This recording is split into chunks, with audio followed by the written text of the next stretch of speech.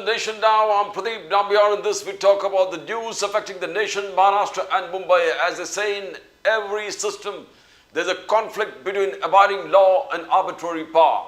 The test for every democracy. It stands or it falls according to its own choice, whether to give supremacy to the law or to the will of the people, or whether to constitute a moral association maintained by duty or a physical one kept together by force. And political pundits also they say that there has to be a congruence between the way people make wealth and the way they govern themselves. If the political and economic systems are dissimilar, one will eventually destroy the other. We welcome our guest, esteemed guest in our studios today. We welcome Asif Faruqi Saab from the Indian National Congress, Ali Daruwala Saab from the Bharatiya Janata Party. Sir, welcome to the show. And Advocate Sushil Vyas ji from Shiv Eknath Shinde, the original Shiv Sena. Vyas ji, namaskar. Ali Daruwala Saab, namaskar. And Asif Faruqi Saab, namaskar. Daruwala Saab, we start with you. We begin with you, Daruwala Saab. At the end, peace. As we say, peace in Hamas. Prime Minister Modi was invited to the Gaza meet in Egypt, but Prime Minister Modi skipped that meet. बोले कि मैं नहीं जाऊंगा, and we have deputed Kirti Vardhan Singh, MOS Sectional Affairs, who will be attending. But ultimately, peace में पहले भी Prime Minister Modi जी ने Trump और Netanyahu को congratulate किया था.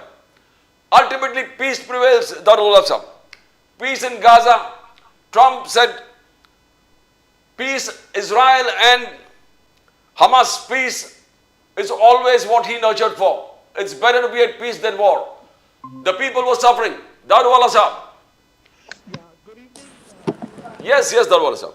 जी नमस्ते। फारूकी साहब, आपको सलाम अलैकुम।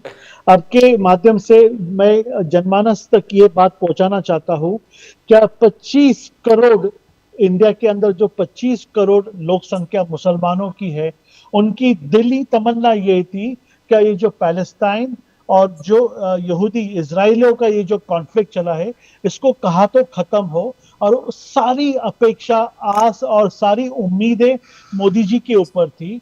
ये जो डोनाल्ड ट्रम्प जो कह रहे थे कि मैं उसको पहल करूंगा, मैं उसके अंदर इंटरवीन करूंगा और ये करने के लिए मुझे नोबेल पीस प्राइज मिलना चाहिए, जो असली व्यक्ति है, जो गपचुप यानी एकदम मुंह बंद करके एक अंडर द करंट जो काम कर रहे थे, वो हमारे मोदी जी थे।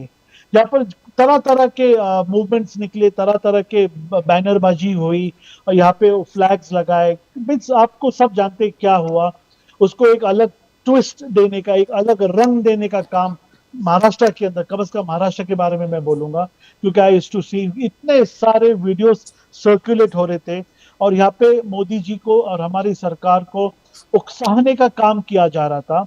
मगर मोदी जी पहले से फर्म थे। हालांकि बेंजामिन नेतन्याहू का और हमारे मोदी जी का जो संबंध है, जो रिलेशन, ये कोई छुपी हुई बात नहीं है। वो इतने गहरे दोस्त थे, मगर उन्होंने कभी भी ये वॉर का, ये अग्रेशन का उन्होंने सराहना नहीं की। उन्होंने कहा अगर कोई बैठ के बायलैटरल टॉक्स हो सकते, अगर आपस में बैठ के अगर कोई पीस की पहल हो सकती, तो उसे पहला चॉइस देना चाहिए। बेशक पैलेस्टाइन का और जो इजराइल का कॉन्फ्लिक्ट ये आज नहीं, सदियों से चल रहा है, इस्लाम के आने के पहले से चल रहा है और ये कुछ मुझे नहीं लगता ये ऐसे पहल तो होते रहेंगे, मगर ये शुभ बैठने वाले में से है, क्योंकि इजराइल हेड स्ट्रांग है, पैलेस्टीनी हेड स्ट्रांग है, वो कुछ अलग चाहते हैं, जो जिसकी मांग मुझे नहीं, मैं तो नहीं कह सकता, मैं तो कोई जज नहीं हूँ क्या वो मांगनी उनकी रास्त है या नहीं है। मगर खैर बहरहाल आज जो पीस है, मैं तो ऊपर वाले से यही प्रार्थना करता हूँ क्या ये पीस बने रहे, कोई भी मासूमों की जिंदगी दोनों साइड, एक नहीं क्या पैलेस्तीनी इजराइलों की भी जिंदगी और उनकी भी जान माल का नुकसान ना हो और यहाँ पे फलस्तीनी लोग का भी कोई नुकसान ना हो।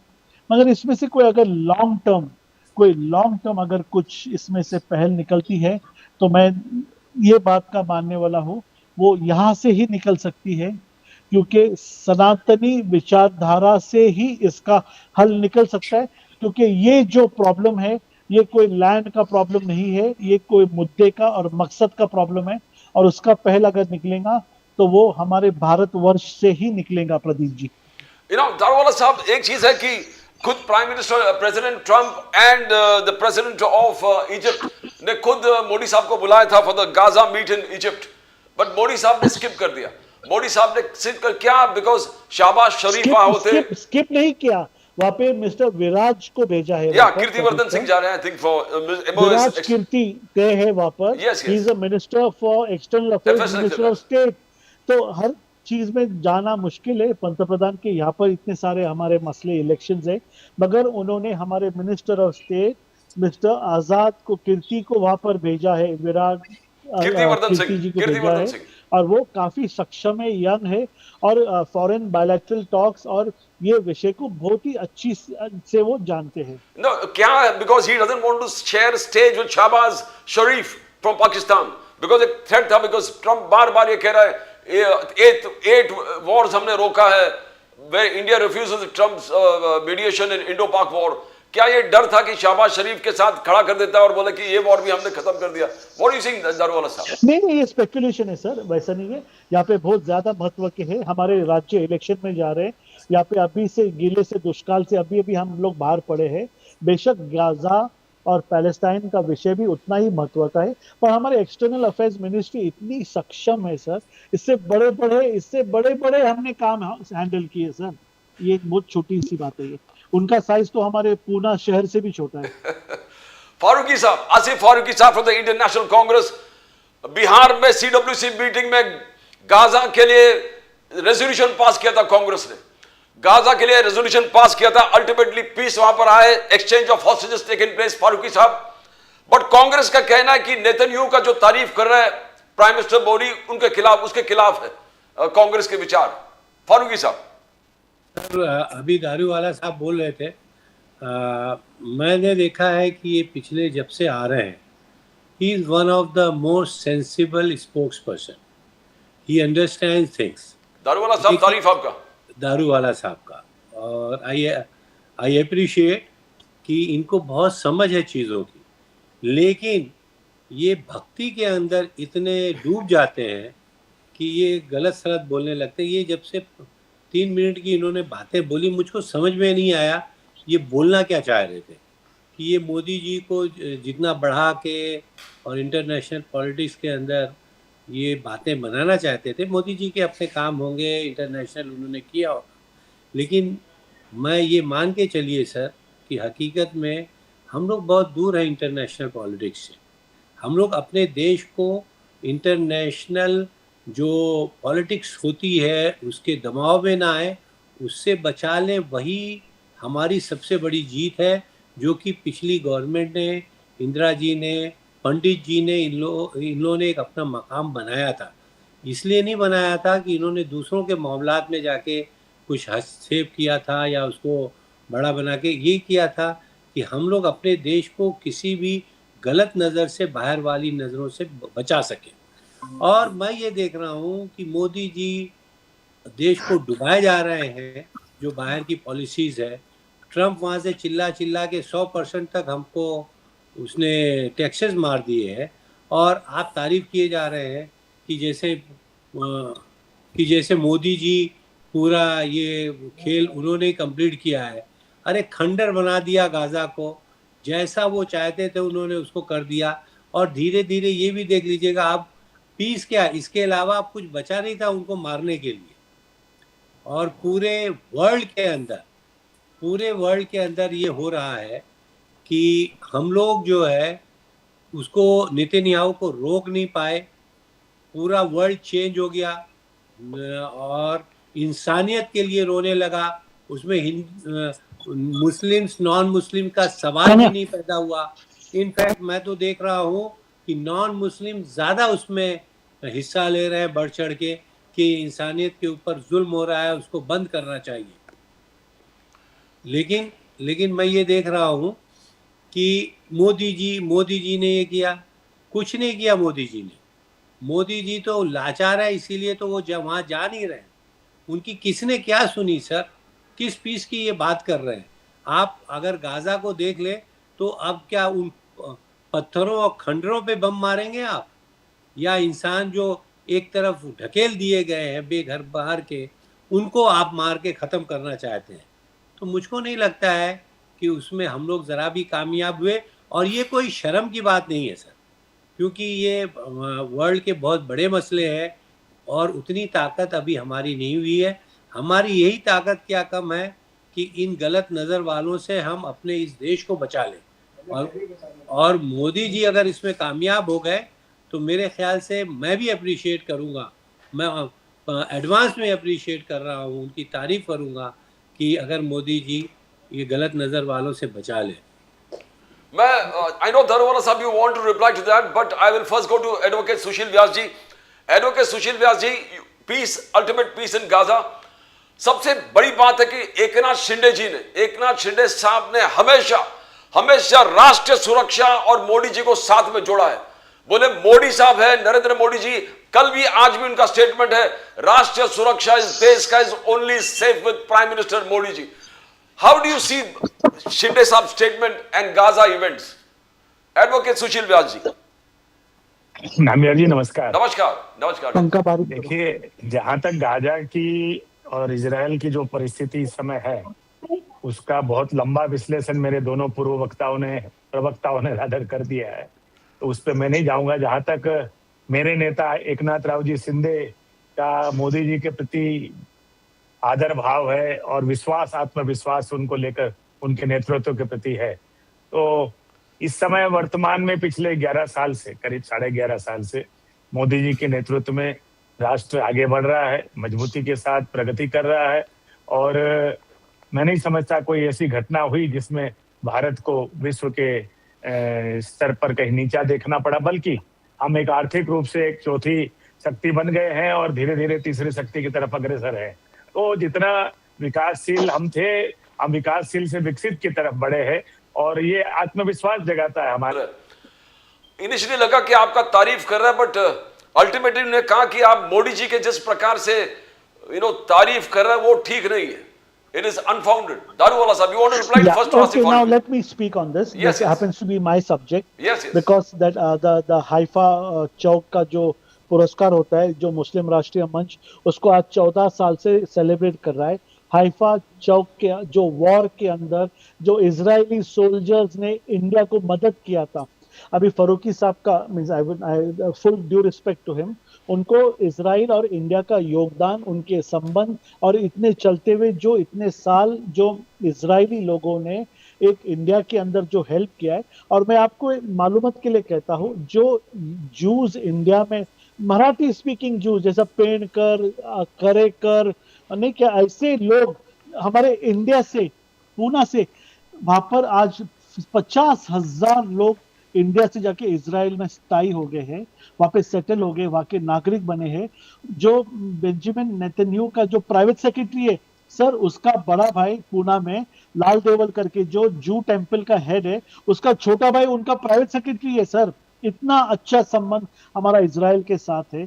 फलस्तीनी तो हम एक्नॉलेज करते नहीं है, हमको मालूम नहीं है क्या है, वो मिक्स्ड है, वो काफी ज्यादा वो टर्मोइल है, हॉट ऑयल है, उसके अंदर हाथ लगाना, कौन सा प्रॉमिस लैंड है, किसने किसको दिया था, वो उनका वो अंतर्गत प्रॉब्लम है, हम नहीं मानते। मगर हम ये बात को मानते हैं कि मनुष्य, एक भी मनुष्य ये पृथ्वी के ऊपर किधर भी हो, उसकी हत्या नहीं होना चाहिए। अगर कोई बात पहल बैठ के चर्चा करके अगर उसमें से कोई मार्ग निकलता है तो उसको हमने पहला प्राधान्य देना चाहिए। आज पर ये जो इजराइल के ऊपर जो टूट पड़े, the fact of the matter remains, पहला मिसाइल इजराइल के ऊपर पैलेस्टाइन से आया, उसके ऊपर अगर उनका जो वेस्टाडोम, अगर जो उसका जो शील्ड नहीं होता तो लाखों लोग इजराइल में मर के पड़े रहते।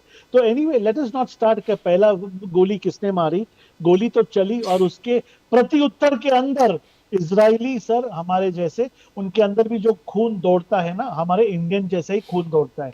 जो हमारा जो पहलगाम में किया, उसके चलते हुए हम लोग चुप नहीं बैठे। बहुत सारी थियरीज यहाँ पे चलाई जाती है, क्या मोदी जी एकदम जायोनिस्ट है, इजरायली आरएसएस वहां से अपना प्रशिक्षण लेता है, ये जो भी है चलता है बेशक। मगर एक बात है, क्या यहाँ पे जो सूर्य को मानने वाले लोग हैं, जो इजरायली लोग हैं उनकी जो विचारधारा, उनके जो ग्रंथ है, उसको अगर आप थोड़ा ध्यान से देखो तो उसके अंदर आने वाले नाम नमूद बहुत सारे सनातनियों के भी जो नाम नमूद है उससे मिलते जुलते, संस्कृति से, सनातन से मिलती जुलती उनकी और हमारी सभ्यता है। मगर मगर जो उन्होंने इतना जो लॉन्ग लेक्चर दिया, क्या इजराइल ने अत्याचार किया, सर हम लोग यहाँ पे कोई कोर्ट जज ज्यूरी, जज और वकील बन के नहीं बैठे किसने किसके साथ किया, बहुत अच्छी बात है। और मोदी जी नहीं गए, ये नैरेटिव, ये टूल किट, ये जो डिबेट का जो ओपनिंग स्टेटमेंट था, क्या मोदी जी स्किप, अरे मोदी जी स्किप किधर किए? यहाँ पे इतने सारे समिट्स हो रहे, इतने सारे यहाँ पर वर्ल्ड के ऊपर, हमारे इंडिया के अंदर आज बाकी प्रेसिडेंट आए हैं, उनको कौन रिसीव करेगा? तो over here we have to look at our matters. Gaza Palestine is not the first time war, first time peace. ये तो 50 ईयर्स से, आज मेरी उम्र 50 साल है, मैं बचपन से सुनते आ रहा हूँ। ये उनके घर के बोलते ना घरातले भांडन होत रहता, उसके अंदर कौन रोज भागते जाएगा? ठीक है, पीस हुई है, अल्लाह ताला इसको कायम रखे, दोनों को सबुद्धि दे, या आप उस पर अटैक मत करो, वो उस पर अटैक मत करो, मगर ये इतने प्रेस्टिजियस माध्यम से लोगों तक ये बात जाना चाहिए, क्या पहला मिसाइल नहीं, शावर ऑफ मिसाइल, मिसाइल की बारिश पैलेस्टाइन ने किया इसराइल पे, ये आपने जानना जरूरी है फारूकी साहब। अच्छा, I will just, I know Faruqi sir wants to answer that. आप 1948 नकबा को भूल गए, सबसे आज की बात आपको करो। मालूम नहीं हिस्ट्री, फिर आप जो है अभी पैदा हुए हैं ऐसा लग रहा है, और उसमें भी आप अप्रिशिएट नहीं करना चाहते। जो जान ले रहा है वो सबसे बड़ा दुश्मन और शैतान होता है। आप अरे मिसाइल चलेगा तो भाई गोली चलेंगी, ध्यान में रखो कि पैलेस्टाइन ने पहले मिसाइल मारा। 1948 आप भूल गए कि किस तरीके से आपने उनकी जगह को कब्जा किया, उन्होंने वेलकम किया, और आप उनके उनके जान के लाले पड़ गए, उनकी खानदान, उनके घर वालों के पीछे पड़ गए। आप कुछ तो अप्रिशिएट कीजिए, इंसानियत को कीजिए। आपके अंदर जरा भी दर्द बचा है इंसानियत के लिए तो उसको करिए सर। हम हिंदू मुसलमान और क्रिश्चियन और इसकी फिलॉसफी नहीं कर रहे, इंसानियत के लिए बात कीजिए। आप नकबा को भूल ही गए जो उन लोगों ने 1948 से शुरू किया, हाँ, और अब तक चालू रखा है। एक मिसाइल अभी देख लिया, और उसमें भी खुदा जाने किसने वो शुरुआत की। जो हालत आप पैलेस्टाइन की अभी देख रहे हैं, आपको लगता है कि वो अपनी जान बचाने के काबिल भी है? वो तो उसने बम्बू किया ईरान ने, जो कुछ भी थोड़ा बहुत दिखाया तो ईरान ने। क्यों नहीं ईरान से लड़ते? अगर इतनी हिम्मत है तो मारे ना उसको मिसाइल, मारे सर। ईरान के ऊपर अटैक किया, आप कौन से दुनिया में फारूकी साहब? नहीं, क्या किया? आपके पास, सुनिए मेरी बात, आपके पास टूटी फूटी नॉलेज है। पैलेस्टाइन तो गए गुजरे लोग थे, उनको तो आपने खंडर बना दिया। ये जो ईरान को प्रॉमिस कीजिए लैंड ना, है, जो जेरूसलम के ऊपर, उसको खंडर बनाइए। ये इतना बड़ा विषय, ये तुम्हारे मरे डिबेट से सॉल्व नहीं होने वाला। पूरी ऊपर की एक लेयर को खत्म कर दिया, लेकिन उसके बाद ईरान चुप रह गया। ईरान ने बराबर से उनको जवाब दिया है। आप कम से कम वो देखिए हिस्ट्री, आप अपने बराबर वाले से मुकाबला कीजिए। आपने खंडर बना दिया गाजा को, उसके बाद आप बोल रहे हैं पीस। आप देखिएगा फ्यूचर में भी क्या हो रहा है। जिनके घर बार लूट गए हैं उनको आप बोल रहे हैं कि वो मिसाइल मार रहे हैं। सवाल ही नहीं पैदा होता। ये नियत्ते लोग हैं, ये पत्थर चला रहे हैं, उससे अपनी जान बचा रहे हैं। वो भी पत्थर चला के वो अपनी जान बचा रहे हैं सर, अपने घर वालों की, अपने बच्चों का फ्यूचर बचा रहे हैं। और आप यहाँ बैठ के चाय पी रहे हैं। आपको सोचना चाहिए 2 मिनट के लिए। दारूवाला साहब, you want to answer that before I go to Advocate Sushil Vyas जी? दारूवाला साहब बोलिए, चाय पी रहे हैं बात कर रहे हैं ना सर, और वहाँ प्रॉफिटेबल बात इसी को कहते हैं सर। यहाँ पे तो अभी हम तो खैर वो सभ्यता से आते नहीं है कि और कुछ पिए स्टील के ग्लास के अंदर, मगर हकीकत तो ये है सर, ये जो कॉन्फ्लिक्ट है ये 1400 साल इस्लाम के आने के पहले से चला है। ये तुम्हारे मेरे बातचीत से सॉल्व नहीं होने वाला। ये जो प्रॉमिस लैंड है, ये जो कुरान शरीफ के अंदर जिसका जो लिखा है, मगर एक बात मैं जानता हूं, देखो ये बड़ी बात है ये करना, मीन्स ये प्लेटफॉर्म सही है कि नहीं है सर। ये जो एक विचारधारा चली ना, गजवाए हिंद, अरे इनके किधर ये मौलाना, इनके ने हमारे मौलाना किधर है, किधर इनका खलीफा है, कहां से इनको प्रॉमिस लैंड मिलने वाली? अरे जो चला है गपचुप से ठीक ठाक, अपने अमनो अमाने स्वीकारो, अपनी यहाँ पे संभलती नहीं, या तुम गाजा का सपोर्ट करने चले सर। यहाँ पे मोदी जी का वाह वाह करो, एकनाथ शिंदे जी की वाह करो। गाजा यहाँ पे का नहीं इतना सर, अच्छा इंसानियत का माहौल सपोर्ट है, कर रहे हैं, यहाँ आपको पे गलत मत फहमी है। बिगाड़ो वो माहौल गाजा का, का नहीं, वो हम जो गाजा इंसानियत का का सपोर्ट कैंसर कर इंडिया रहे में हैं, मत लाओ हम कमजोर का फारूकी साहब। सपोर्ट कर रहे हैं सर। आप कहाँ गलत से ये, नैरेटिव कहाँ मत से? मैं चलाइए, सपोर्ट नहीं कर रहा हूँ। आप गलत नैरेटिव मैं चलाते हैं, आपको सर सुनिए ना, मैं आप आपको गलत इत्तला नहीं नैरेटिव कर रहा हूँ चलाते हैं। आप सच बात सर। कीजिए, अगर सर आपको बात सुनिए ना, करनी है तो गलत सर नैरेटिव सुनिए मत ना, चलाइए। सर सुनिए ना, अब मैं आपको एकदम सिंपल बताता हूँ। ये जो गाजा का लैंड है, ये फलस्तीनियों ने डबल भाव में जो आया, इजरायलियों को डबल भाव में बेचा। अब बेचा, आप बेचने के बाद कहते हैं कि हमारी प्रॉमिस लैंड है, फिर उस जगह आपने डबल भाव में क्यों बेचा? और दूसरी बात, मेरी बात सुनिए, अगर आईसिस भी है, अगर मेरा ये भाषण सुन रहा है, तो एक बात ध्यान से सुनिए, ये टेम्पररी है, यहूदी चुप बैठने वाले में से नहीं है, ये मस्ती कोई ना कोई कर रहा है, ये वर्ल्ड के अंदर ये शांत रहने वाले में लोगों में से नहीं है। कोई ना कोई एक गरीबों को आगे करके पीछे से मिसाइल छोड़ने वाला है, इसराइल अटैक करने वाला है, रिटालिएट करने वाला है। बहरहाल जो 2 साल पहले की जो वॉर हुई थी, उसके अंदर इसराइल की तरफ से एक भी गोली नहीं चली थी। वहां पे मस्जिद अक्सा के अंदर, वहां पर लोग पिलग्रिम यानी जो हमारे जाने वाले लोग हैं, उनको आराम से जाने दे रहे थे। पहली मिसाइल चली है तो पैलेस्टाइन से चली है, चलो ठीक है, जो भी कुछ है, नहीं चलना चाहिए था, वॉर नहीं होना चाहिए था। अभी बहरहाल पीस है। हम तो अल्लाह से यही दुआ करते हैं, कोई भी मनुष्य, कोई भी जाति का हो, उसकी प्राण, उसकी जान नहीं जाना चाहिए। बच्चों को ह्यूमन शील्ड करके यूज नहीं करना चाहिए। मगर मगर एक बात सुनिए, ये पीस 1400 साल में नहीं निकला। ये प्रॉमिस लैंड का जो ये फेक नैरेटिव है, ये नैरेटिव इंडिया के अंदर इसको कैंसर जैसा पनपने मत दो। और ये भी जो चल रहा है एक अंडरकरंट गजवाई हिंद का, मुझे एक खलीफा दिखाओ जो ये खलीफा जो है, जो गजवाई हिंद होने वाला है, ये सपना साकार होने वाला है।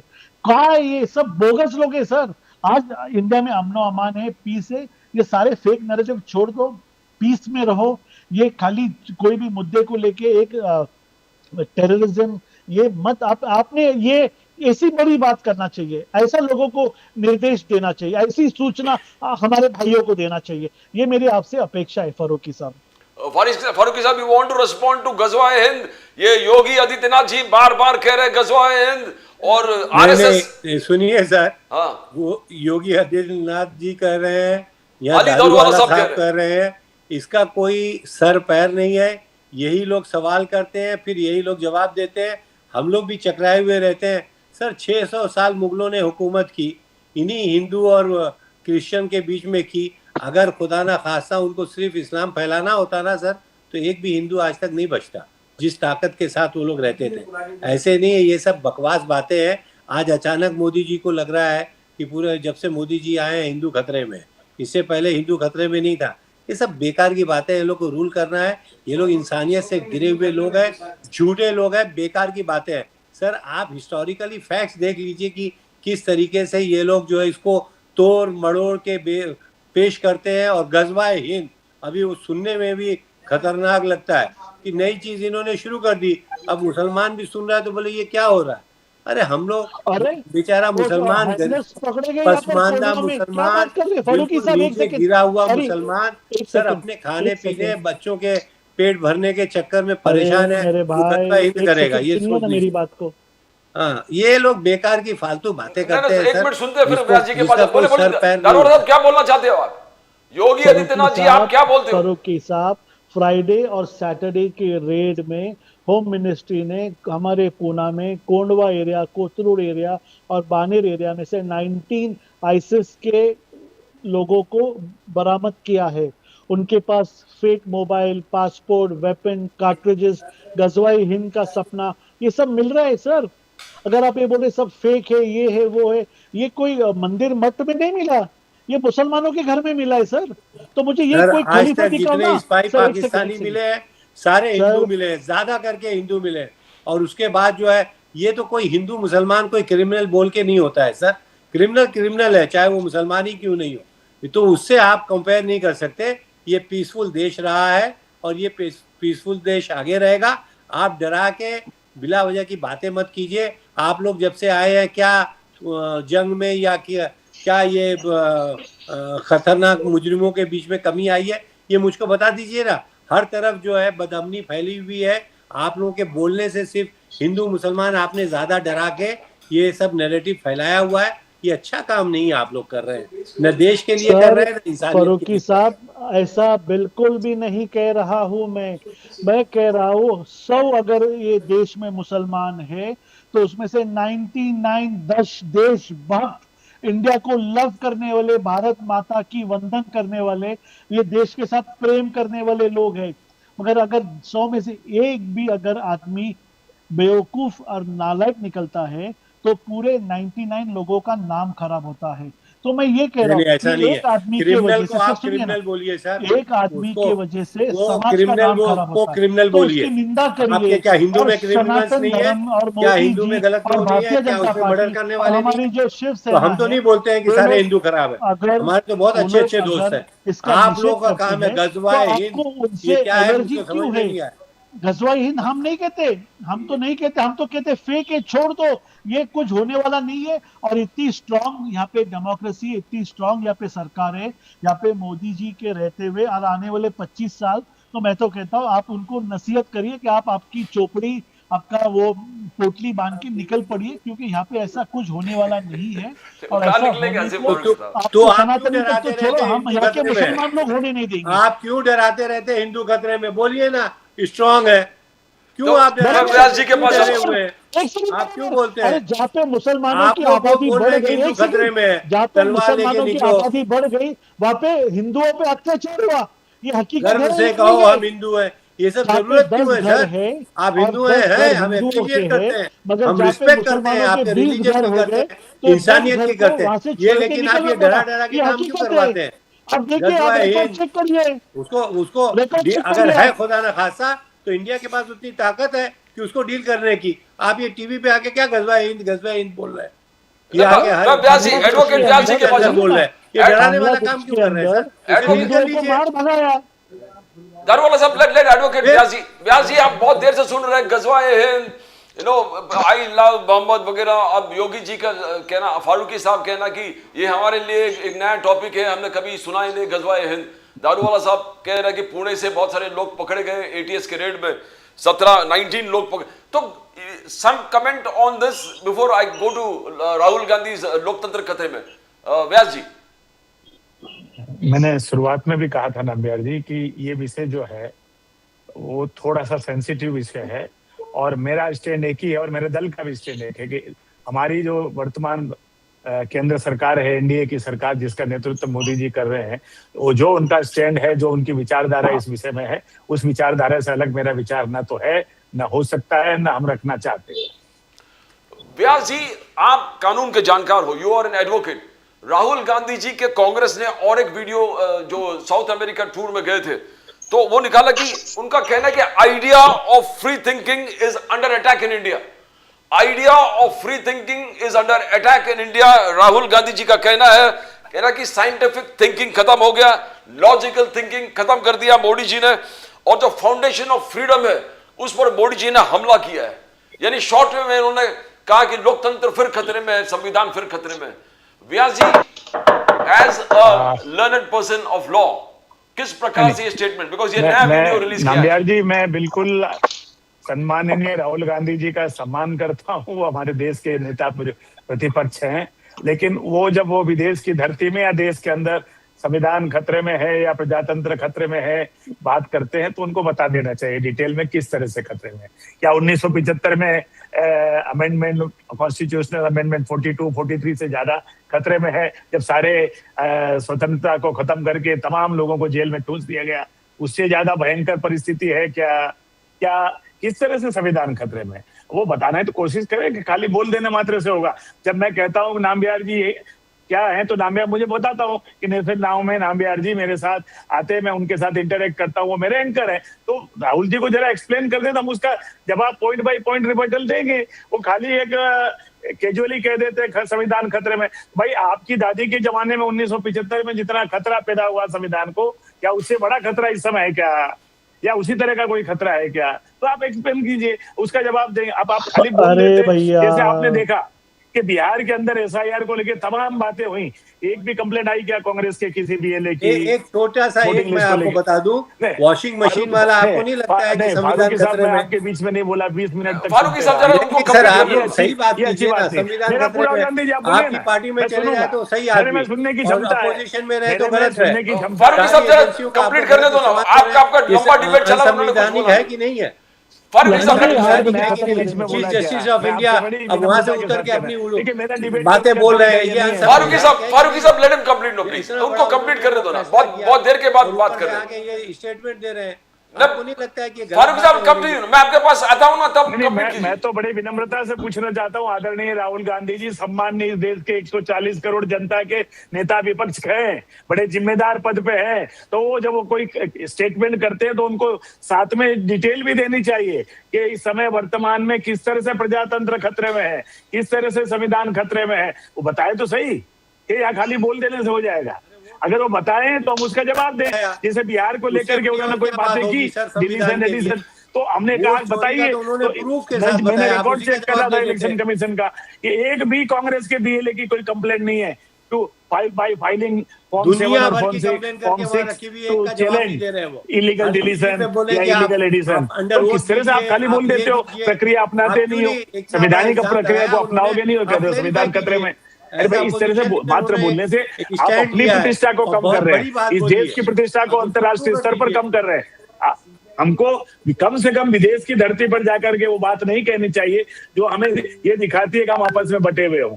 आप देश के अंदर रह करके आप देश के अंदर कुछ भी कहिए तो उसका जवाब हम यहाँ देंगे।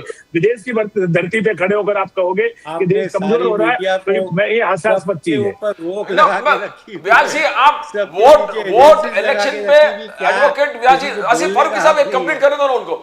इलेक्शन एनालिसिस पे आपका अच्छा नॉलेज है व्यास जी।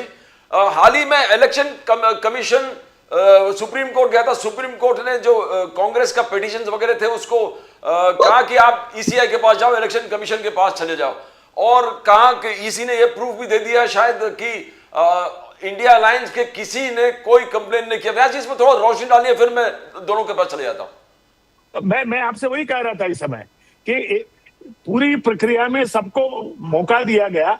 मैं जानना चाहता हूं, देश जानना चाहता है कि उनके 1,78,000 बीएलए थे, बीएलए यानी ब्लॉक लेवल एजेंट्स, जिनका काम था हर बूथ पे कोई अगर गलत प्रक्रिया हो रही है तो उसको चैलेंज करें एप्लीकेशन लगा के। हम जानना चाहते हैं और देश जानना चाहता है। आरजेडी और कांग्रेस के मिला के 1,78,000 पूरे 243 विधानसभा क्षेत्र के अंदर 90,000 बूथ के अंदर इतने चैलेंजेस हुए हैं बाय फाइलिंग फॉर्म 7 और form 6 before supreme court. This was exposed, nothing concrete was there and they were just claiming। भाई, आप फाइल तो करिए, आप फाइल करोगे तो प्रक्रिया अपनाई जाएगी ना। आप एप्लीकेशन नहीं करोगे, आप बोलोगे ना हमको न्याय दीजिए, न्याय तो एप्लीकेशन होगी तो दिया जाएगा ना। अब आप एप्लीकेशन इसलिए नहीं कर सकते कि आप जो कह रहे हो उसमें कोई तथ्य नहीं है, देयर इज नो बेसिस, इसलिए आप डर रहे हो, आप भाग रहे हो प्रक्रिया को अपनाने के लिए। दारूवाला साहब, you want to say something? You heard Sushil Vyas ji, बोलिए। दारूवाला साहब बोलिए। नहीं, मैं तो इसके ऊपर बात करूंगा। हाँ, बोलो। राहुल गांधी जी जो अमेरिका गए, साउथ अमेरिका गए, जो उन्होंने इंटरव्यू दिया, क्या भारत के अंदर संविधान खतरे में है, खत्म, यहाँ पे free फ्रीडम thinking ऑफ नहीं है। स्पीच नहीं है, यहाँ पे बातों को दबाया जाता। सर, ये बोलने के पीछे इतना बड़ा एक साजिश है। जब भी लास्ट टाइम जब राहुल जी अब्रॉड गए थे तो उन्होंने कहा कि India is a fail economy. तो वहां के जो लोग हैं उनसे वो सहानुभूति जमा करके, वहां से पैसा जमा करके, फंडिंग लाके, फोर्ड फाउंडेशन जैसे, सोरोस की जैसे जो लोग हैं, जॉर्ज सोरोस, वो लोग उनको फंडिंग देते ताकि पैसा आए भारत में, उसके वजह से इंस्टेबिलिटी यहाँ पे क्रिएट करे और बताए कि इंडिया के अंदर कैसा एक विशेष धर्म को और यहाँ पे माइनॉरिटी को, क्रिश्चियंस को कैसा दबाया जा रहा है। ये काम अभी पॉलिटिक्स के अंदर तो उनकी कुछ जमी नहीं है। शशि थरूर, मनीष तिवारी, जितने बड़े बड़े नेता है, सिर्फ अगर आप जयराम रमेश जी को अगर और इनको लेके बैठेंगे, अभिषेक मनु संघवी को, तो इनके पास अभी कोई बचा भी नहीं है सर। और चिदम्बरम जी ने तो खुला कहा था, क्या उनको जो 6 करोड़ का इनकम हुआ था दिल्ली में, उनके जो बंगला, जो दिल्ली में बंगला, वहां पे 6 करोड़ उन्हें रतालू और बैंगन और फ्रूट्स लगा के उन्हें वहां से इनकम किया था। तो ये पार्टी एकदम चमत्कारी पार्टी है। तो जब भी ये अब्रॉड जाते हैं तो थोड़ा बहुत पैसा इलेक्शन के पहले लेकर आते हैं, और इलेक्शन हारने का तो इनमें आज एक्सपर्टीज हो गए। आज 12 साल हो गए, एक भी इलेक्शन इन्हें जीता नहीं है। और जीतने के पहले उनको एक नैरेटिव फॉर्म करना पड़ता है, हम क्यों जीते। तो आप बोलेंगे क्या हमको यहाँ फ्रीडम ऑफ स्पीच नहीं है। इसलिए क्या हुआ, इलेक्शन लड़ने के तो यहाँ तो उनको कोई बिजनेस हाउस पैसा देने वाला नहीं है, तो जाओ अमेरिका से लाओ, बांग्लादेश से लाओ, पाकिस्तान से लाओ, ईरान से लाओ, पैसा लाओ, ताकि यहाँ पर जो हमारी एक केसरी सरकार है उसको डिस्टेबलाइज कर सके। और यहाँ पे जो उनका जो एजेंडा है कि यहाँ पे जो धर्मांतर कर रही क्रिश्चियन चर्च, तो जो पैसा उनको दे रहे थे वो राहुल जी को पैसा दे रहे, क्या ये लो जाओ जाके हिंदुओं को क्रिश्चियन बनाओ, चर्च बनाओ, स्कूल के अंदर उनको सुबह में प्रेयर करने लगाओ। यही काम बचा है, अभी राहुल जी यही काम कर रहे। और ये काम आज मोदी जी होने नहीं देते, करके इनको मोदी जी और उनकी कैबिनेट और योगी जी, देवेंद्र फडणवीस और एकनाथ शिंदे जी इनको बहुत ज्यादा चूकते हैं। हाँ, ये केसरी सरकार है, ये केसरी सरकार के झंडे के अंदर मुसलमान सुख शांति समृद्धि से रह सकता, मगर कांग्रेस वाले बार बार मुसलमानों को उनकी खंदिल में घासलेट केरोसिन जैसा यूज करके वो एक चिराग जगाना चाहते। अब मुसलमान इतना सक्षम और इतना समझदार हो चुका है, ये कांग्रेस के बातों में नहीं आएगा।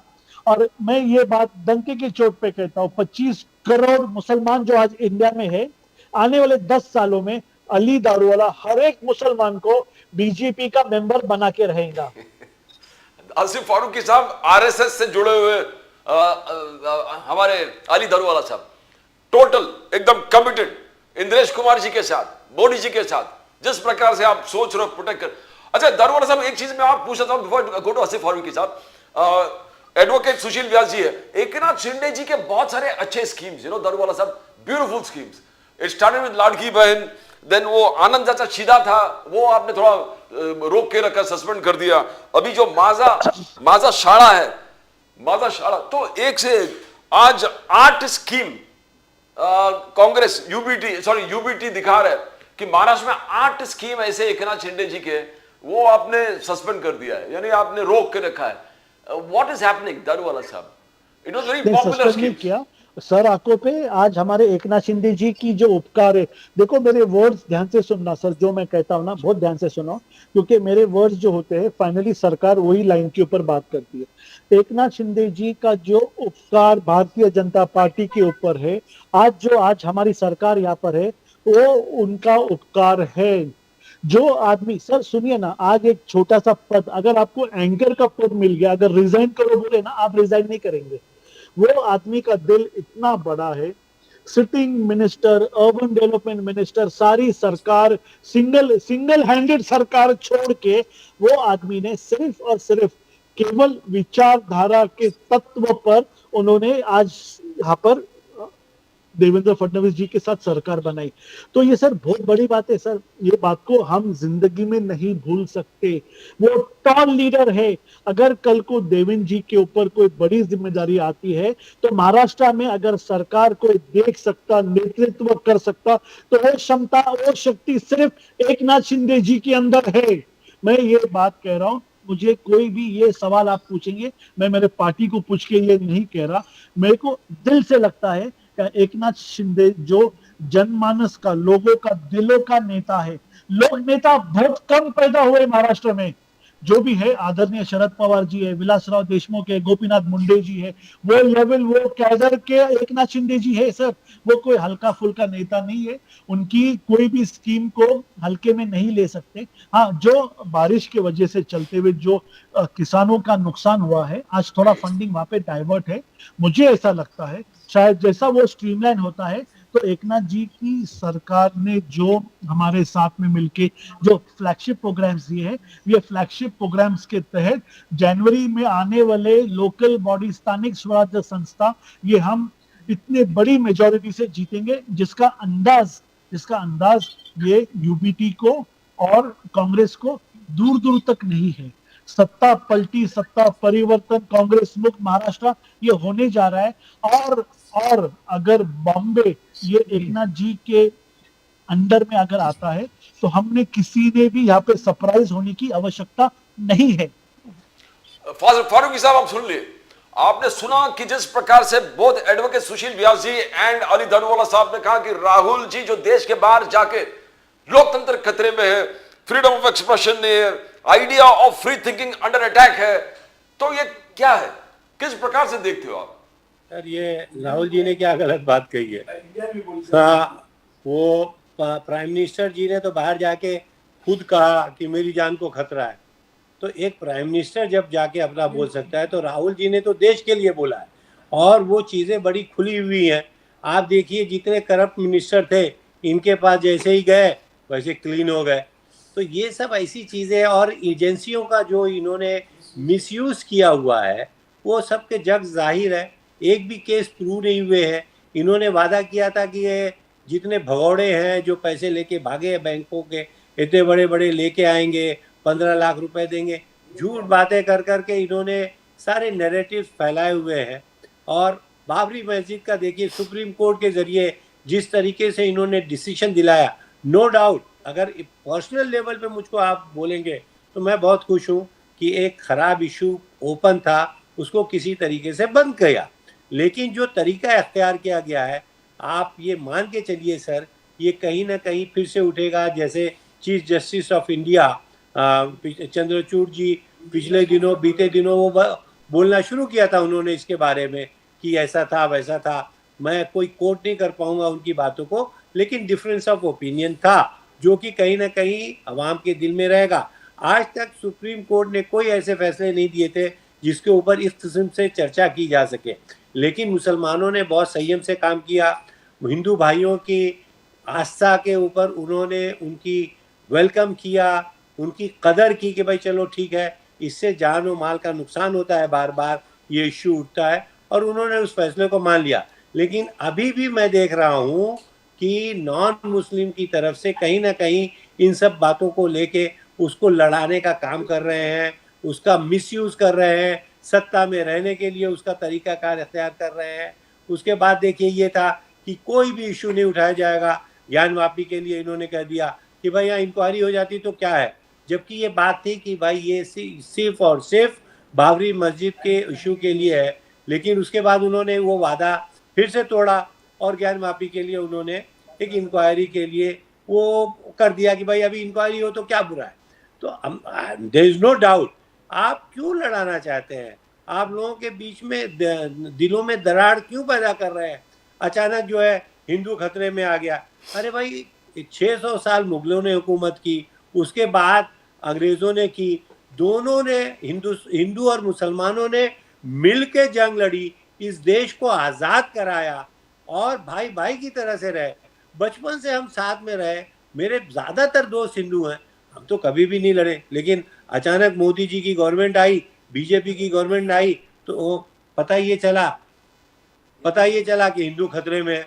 अरे भाई खतरे में है। अब इन्होंने, अभी मेरे दोस्त दारू वाला साहब ने एक पूड़ी छोड़ दी। मैं आम जुबान में बोलूंगा, बुरा मत मानिए दारू वाला साहब, मुझको बड़ा अजीब लगा आपके मुंह से, गज़वाए हिंद। अब कल से ये पेपर में शुरू हो जाए, गज़वाए हिंद। ये मैं भी अभी टीवी के रखने के बाद मैं भी देखूंगा यार ये क्या। तो ये एक से एक वर्डिंग से लोग लाते रहते हैं और लड़ाने का। नो डाउट कुछ क्रिमिनल लोग हैं, मुसलमानों में भी हैं, नॉन मुस्लिम में भी हैं, लेकिन हमारी एजेंसियां बहुत ही ताकतवर हैं, इन सब चीज़ों से बहुत अच्छे से डील कर सकेंगी। आपको स्टेज पे आके स्पीच के अंदर आवाम के बीच में ये सब बोलने की ज़रूरत नहीं है। आवाम को भी मालूम है कातिल मर्डरर हर कम्युनिटी के अंदर है, हर रिलीजन के अंदर है। उनको आप उनसे, हमारे पास कानून है, उससे डील कीजिए। इसीलिए तो राहुल जी ने कहा कि ये सब बकवास छोड़ के ये लोग संविधान के पीछे पड़ गए हैं, अपने तरीके से पूरा नैरेटिव कर रहे हैं। जो इनके पास चला जाए, जो पॉलिटिशियन इनका हो जाए, उसके सारे गुनाह धुल गए। हमारे पार्टी में भी रहे कुछ लोग जिनके ऊपर केस चले और पता चला आपके पास गए तो उनके सारे केस खत्म हो गए। ये ओपन सीक्रेट जो है, ये ओपन चीज़ें अवाम के बीच में है। आप चाहिए तो उसको चेक कर लीजिए एजेंसियों से, उनके पीछे क्यों नहीं आप करते। तो मुझको लगता है कि अगर देश की खातिर चाहते हैं तो चाहे वो कांग्रेस हो चाहे वो बीजेपी हो, सबको मिलके एक साथ में काम करना चाहिए। मैं देख रहा हूँ कि इनका नैरेटिव ये है कि नहीं, अब मोदी जी जो है ट्रम्प से भी आगे बढ़े हो गए। उन्होंने गाज़ा का पीस करवा दिया, उन्होंने रशिया और यूक्रेन में पीस करवा दिया। अरे कुछ नहीं हुआ सर, हम लोग के ऊपर इतना बड़ा टैक्स लगा दिया है और हमारे ग्रीन कार्ड के ऊपर $1 लाख लग गया है। मतलब कोई भी चीज़ हमारे कंट्रोल से सब बाहर चली जा रही है। तो मुझको और हमारे पड़ोसियों के साथ में पड़ोस देश के साथ में हमारे जो ताल्लुकात है वो नहायत ख़राब किस्म के इस वक्त हमारे ताल्लुकात चल रहे हैं सर। तो मुझको लगता है उसके ऊपर सोचने की बात है, विचार करने की बात है। हमारे नौजवान जो है फ्री इस वक्त उनको नौकरियां नहीं मिल रही हैं, वो महंगाई अपने चरण पे है। पेट्रोल का भाव देख लीजिए, डॉलर का भाव देख लीजिए, हर चीज़ बिल्कुल बेतुकी सी हो गई है। आपके पास जनता है, जनता काम कर रही है, उससे आपकी इकोनॉमी ज़रूर चल रही है सर, लेकिन हम लोग इस इकोनॉमिकली मामलात में अपने देश के अंदर महंगाई से बहुत जूझ रहे हैं। एक आम आदमी उससे परेशान है। आपने जिस तरीके से राहुल जी ने वोट चोरी का पूरा ब्यौरा खोला है, उसके ऊपर बहुत सोच विचार करने की बात है। आज उसका फायदा बीजेपी को हो रहा होगा। एग्री नहीं करेंगे फारूकी साहब। आप जो बोले वोट चोरी के बारे में Rahul ji, I don't think Vyas ji बार बार विरोध कर रहे थे। I will come to you Dhadewala साहब। Vyas ji first, no I know you want to speak on vote चोरी। नहीं, मुझको लगता है कि जिस तरीके से उन्होंने क्लियर खोल के वो एक एक चीज बता दी है, उसके ऊपर विचार करने वाली बात है। ये इस होके आज बीजेपी का पावर है, उसको उसका फायदा हो रहा है। क्या कल कोई दूसरी पार्टी इस तरीके से करे तभी भी मैं उसको कहूँगा कि गलत चीज़ गलत ही होती है। मेरे ख्याल से ये संविधान के अंदर हस्तक्षेप है और ये एक इंसान जो हमको हक दिया है, हमारे बुजुर्गों ने हम जाने अपना खून गवा के वो जो एक कागज़ जो स्टैम्प हमको लगाते हैं, हम वोट देने जाते हैं, वो एक सादा कागज़ नहीं है सर, ये उनके खून से सींची हुई हमको मिली है। मेरे ख्याल से उसका हमको पास रखना चाहिए, उसकी इज्जत करना। मैं दरवाला साहब, I'll come to you first and go to Vyas ji, you want to comment on Asif Farooqui साहब, then I want to ask you about the schemes. बोलिए व्यास जी। व्यास जी, मैं तो मेरे भाई जब बोल रहे थे तो 2-3 बातें मुझे जरा इनकी अच्छी लगी, तो मैं जरा उसको थोड़ी पॉइंट बाय पॉइंटेड बात कह दूं। हाँ। इन्होंने एक चीज कही, हमारे में कुछ इस तरह के लोग थे, वहां गए तो क्लीन साबित हो गए, यानी उस तरह के लोग इनमें थे। That is admission point number 1। फिर इन्होंने कहा कुछ हमारी एजेंसियां जो हैं वो अच्छा काम कर रही है, आपराधिक तत्वों को, राष्ट्र विरोधी तत्वों के खिलाफ एक्शन ले रही है। इसका मतलब हमारी एजेंसियां बिना किसी दबाव के, बिना किसी भेदभाव के, बिना किसी डिस्क्रिमिनेशन के काम कर रही हैं। That is a certificate by our main opposition party of this country. I appreciate. अब तीसरी चीज इन्होंने कही वोट चोरी के बारे में, मैं बड़ी विनम्रता से कहना चाहता हूँ। अभी लेटेस्ट पहला बम पता नहीं वो एटम बम था क्या था, वो तो सुतली बम हो गया। दूसरा बम उन्होंने हाइड्रोजन बम फोड़ा कर्नाटक की आलंद विधानसभा जो गुलबर्गा क्षेत्र में है वो, और महाराष्ट्र की नांदेड़ में राजूरा है, उसको लेकर के। अब मैं आ जाऊं फारूकी साहब, आलंद में मेरे मित्र 1980 से जो एमएलए हैं, अलग अलग पार्टियों से बनते आए, इस समय वो कांग्रेस के एमएलए हैं। बसवराज पाटिल, जिसको हम प्यार से BR बोलते हैं, BR पाटिल, वो आज भी एमएलए हैं। और वो कह रहे हैं उसमें वोट चोरी हुई। तो पहली बात तो वो BR पाटिल 10,100 वोट से जीते। अगर 6,900 वोट की वोट चोरी हुई तो 10,000 वोट से जीते। तो आपने कोई बड़ा दिल दिखाना चाहिए था, कि कहना चाहिए था कि नहीं, हमारे इस चुनाव क्षेत्र में गलतफहमी हुई और जनता का अपार प्यार मुझे है, मैं एक बार फिर जाऊंगा संवैधानिक तरीके से ये इलेक्शन पिटीशन फाइल करता हूं और फैसला करवाता हूं कि क्या 6,900 वोट और मुझे मिलने चाहिए थे। इलेक्शन पिटीशन फाइल कर देते। किसने रोका? नहीं रोका ना। जबकि उसी स्टेज पर जिस समय राहुल गांधी जी, नामबियार जी ये प्रवचन दे रहे थे हाइड्रोजन बम को लेके, BR पाटिल जी खड़े थे जैकेट वाकेट पहन के स्टेज पे।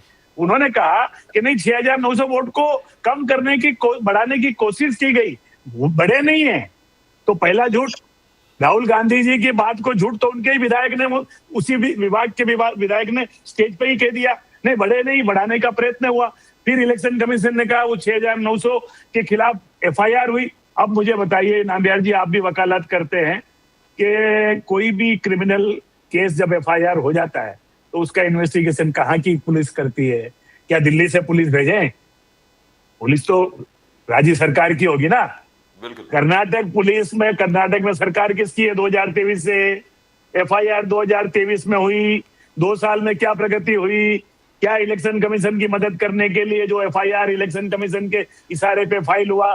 उसको गंतव्य स्थान तक आगे बढ़ाने के लिए कर्नाटका पुलिस ने कोई मदद की, इसका मतलब दे डू नॉट वांट।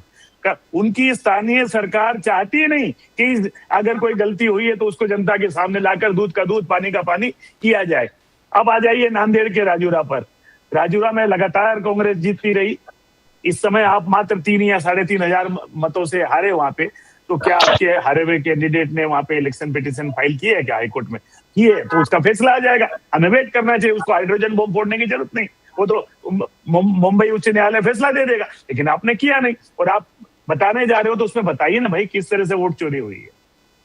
अगर वोट चोरी होती तो आपका उम्मीदवार 3,000 वोट से नहीं 30,000 वोट से हारता है।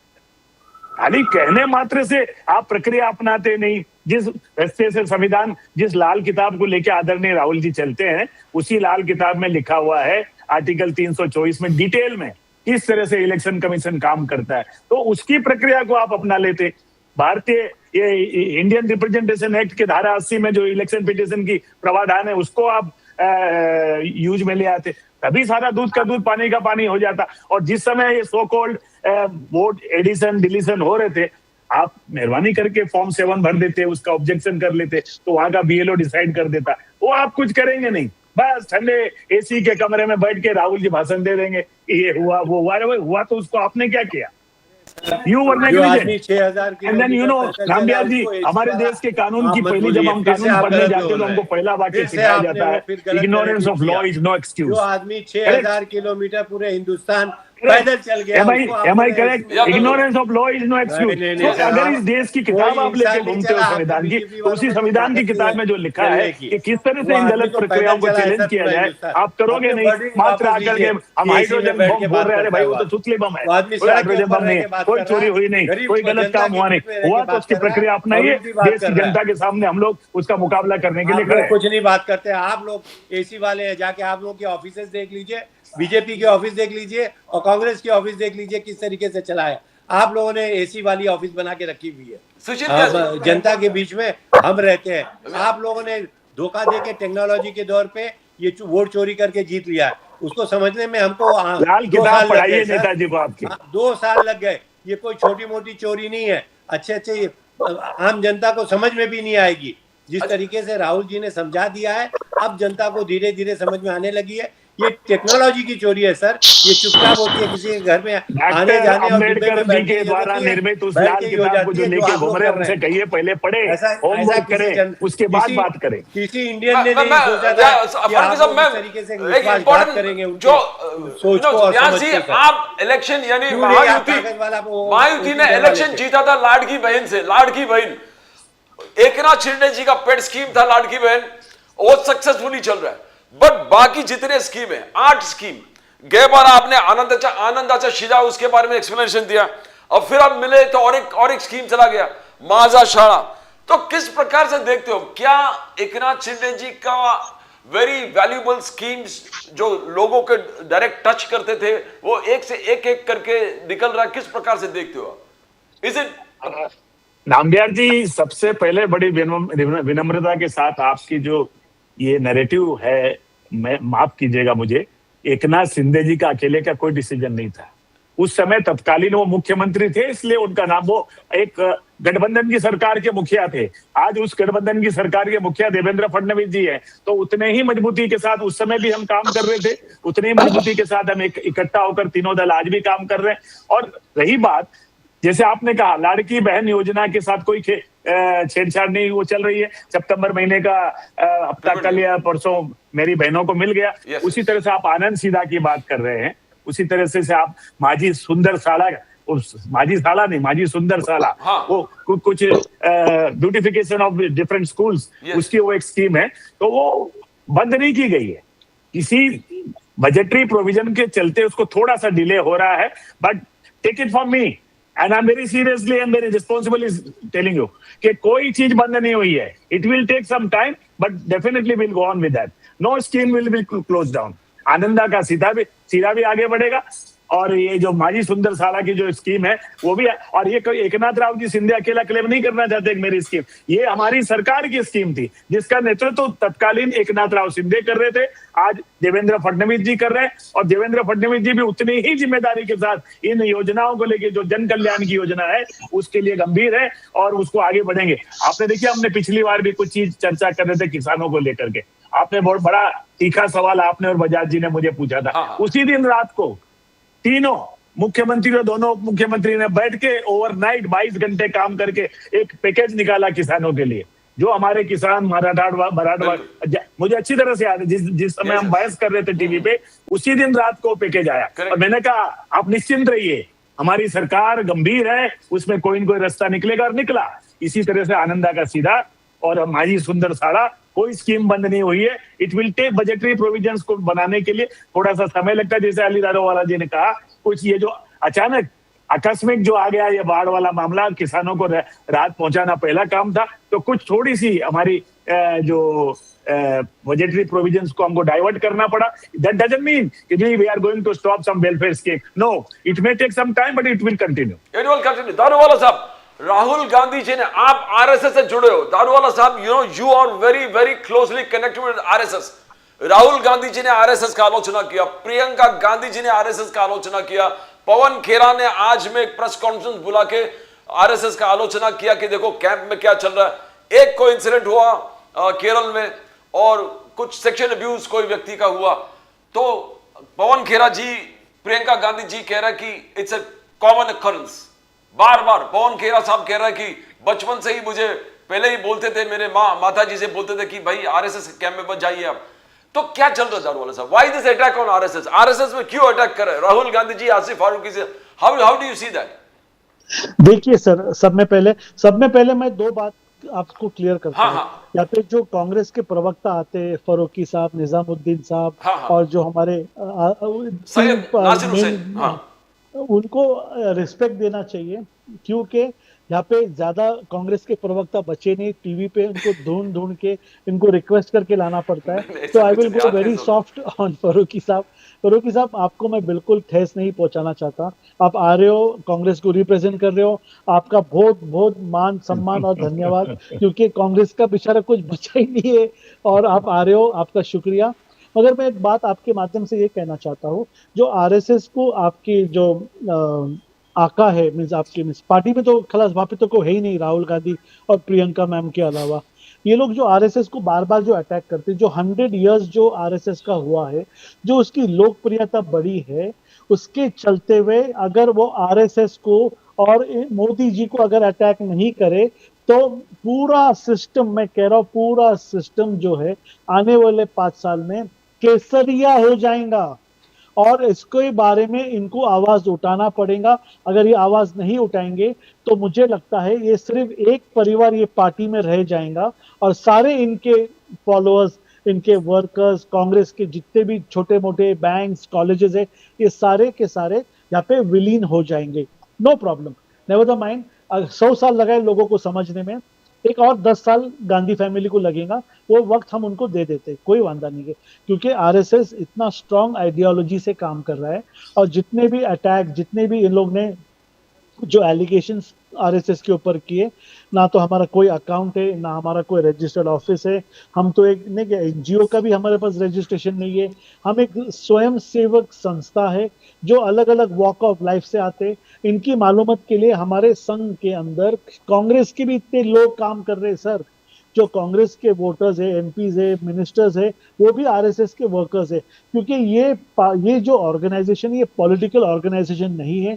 इनका सिर्फ और एक ही मुद्दा है, क्या नेशन बिल्डिंग, यहाँ पे आने वाली आपत्ति, लोगों पे आने वाले संकट, और ये देश को बेहतर जगह, स्वर्ग कैसा बना सकते।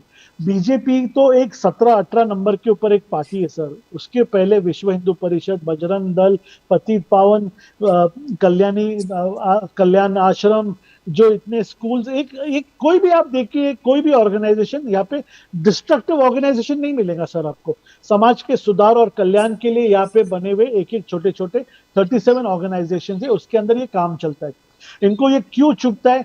क्योंकि यहाँ पे लोग जीवनशाली जीने का तरीका, देश में रहने का तरीका, इलेक्शन में काम करने का तरीका, एक परिवार के अंदर माँ बेटे कितना वक्त देते, मोबाइल पे कितना टाइम काम करते, ये तक भी सिखाते हैं।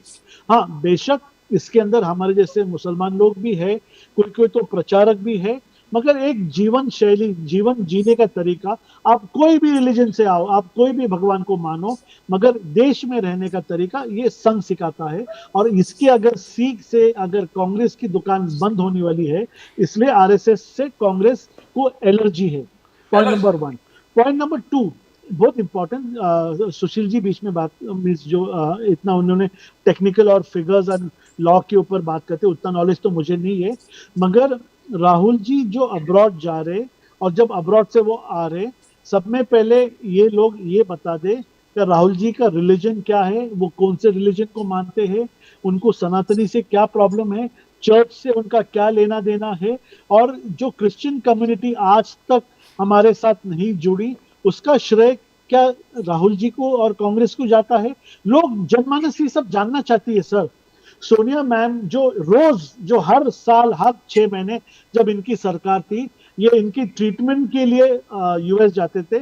उनका भी शायद प्रभु की इच्छा है, उनका लाख लाख धन्यवाद है, शायद उनकी तबीयत सुधर गई है कि सत्ता जाने के बाद उनकी तबीयत सुधर गई, अब उनको अब्रॉड जाने की आवश्यकता नहीं है।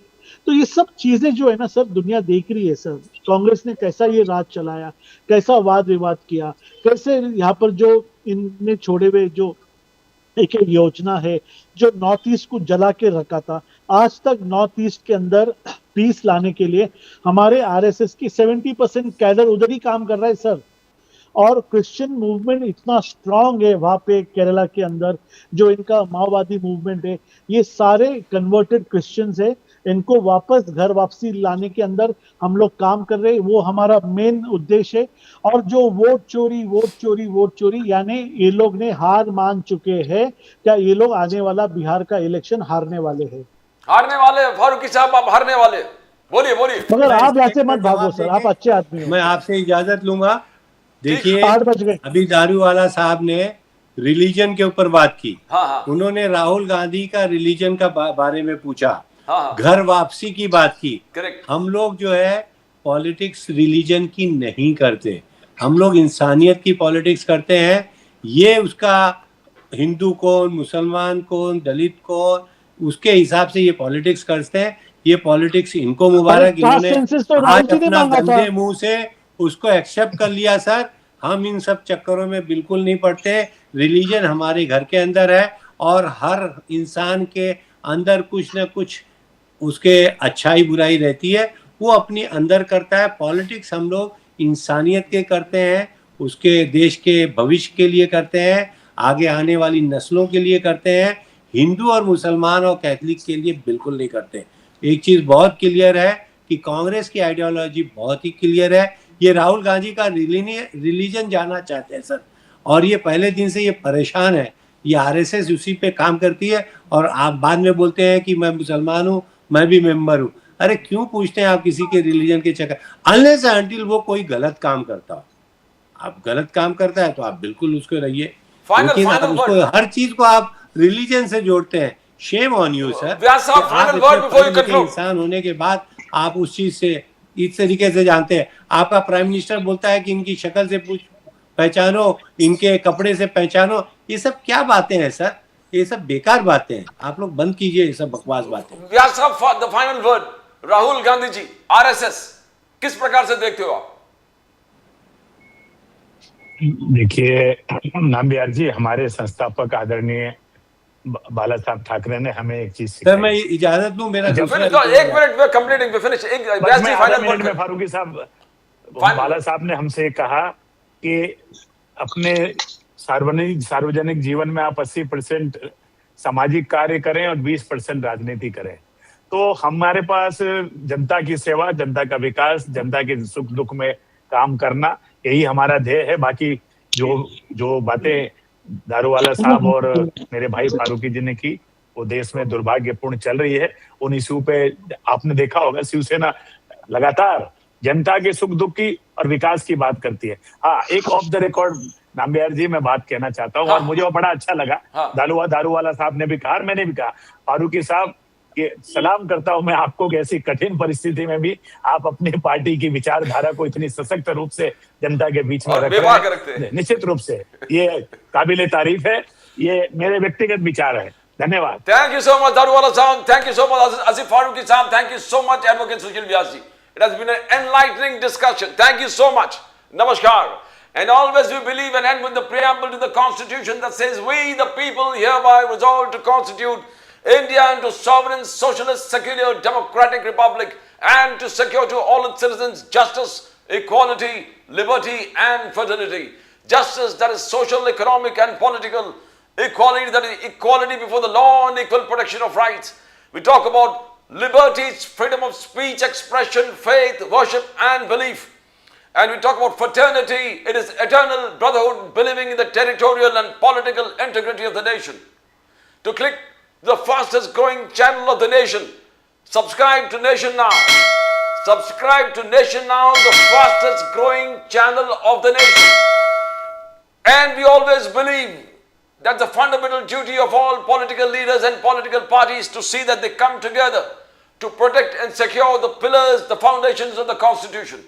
Because if the Constitution survives, the people survive and the Republic survive.